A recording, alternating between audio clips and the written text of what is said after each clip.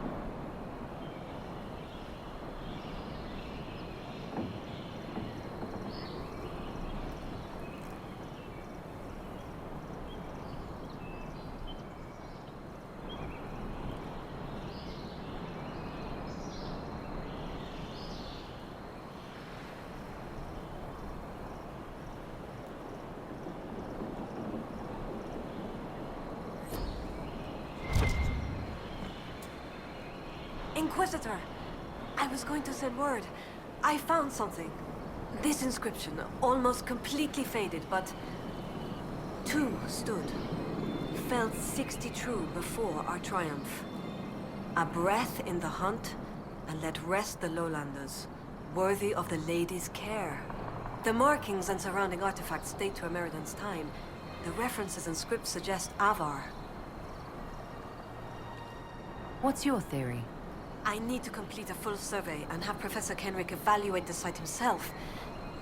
But this may be a tribute to Heron and Orina, Inquisitor Ameridan's companions. What makes you think the inscription refers to Heron and Dorina?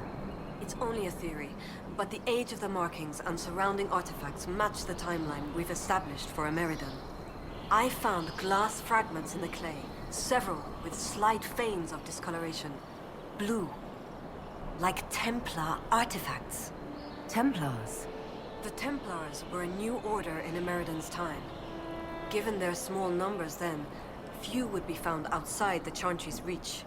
It's unusual to find one deep in uncharted territory, unless he traveled here for a purpose, as Heron would have. You don't think the inscription could refer to Ameridan himself? It's possible, but Ameridan would have been recognized as a leader, which the inscription might have noted out of respect. And a breath in the hunt? Why note that your hunt continues unless your remaining prey was someone important? What happened here? An encounter with ancient Avar, and not a friendly one. Ameridan and his companions were outnumbered in an unfamiliar place. If Ameridan's not here, perhaps someone bought him the time needed to keep going? If this is the resting place of Heron and Dorina, it only remains because the Avar took time to honor them. Respect for a worthy adversary? It wouldn't be out of place. What do you know about Heron? When the Templar Order was first formed, Sir Heron was among its members. He's arguably the most famous of the original Templars, though he was never one of their leaders. He's better known as one of Inquisitor Ameridan's confidants. They'd known each other since youth. So they were close? Friends? When Ameridan was made Inquisitor, Heron's position in his inner circle was assumed. A few ballads about them survive. The type with adventures and happy endings. I don't know if they're true. They remind me of my brothers, though. What can you tell me about Orina? Orina was an alchemist in Orzammar. It's said she met Ameridan while dealing with a demon, but it's not known why Ameridan was there. Demons aren't common in the Deep Roads, but they were a problem for the Inquisition at the time. Orina knew she could help, so she joined Ameridan. If she left Orzammar, that would make her a surfacer.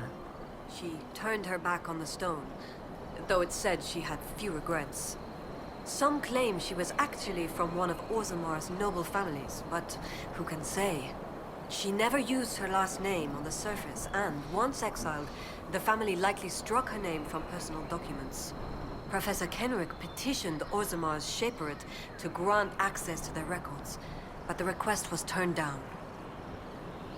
What will you do with this information?